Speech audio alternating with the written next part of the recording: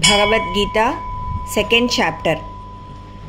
ॐ श्री परमात्मने नमः।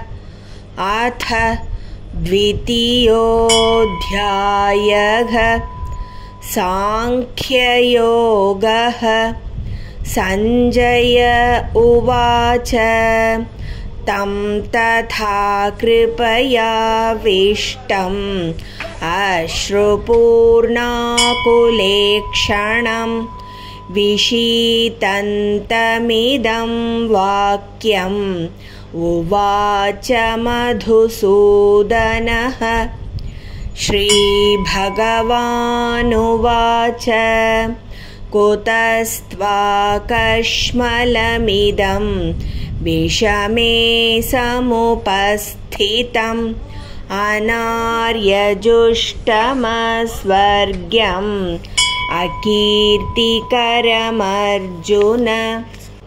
क्लैब्यं मास्मगमः पार्थ नैतत्त्वय्युपपद्यते। क्षुत्रं हृदयदौर्बल्यं त्यक्त्वोत्तिष्ठ परन्तप। अर्जुन उवाच कथं भीष्ममहं संख्ये द्रोणं च मधुसूदन। इषुभिः प्रतियोत्स्यामि पूजार्हा वरिसूदन।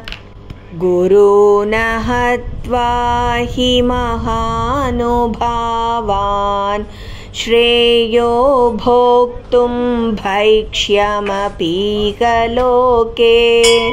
हत्वार्थकामांस्तु गुरूनिहैव भुञ्जीय भोगान् रुधिरप्रदिग्धान्। न चैतद्विद्मः गदरन्नो गरीयः यद्वा जयेम यदि वा नो जयेयुः।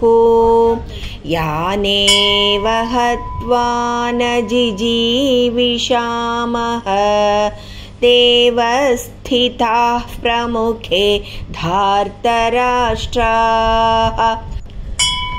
कार्पण्यदोषोपहतस्वभावः पृच्छामि त्वां धर्मसम्मूढचेताः।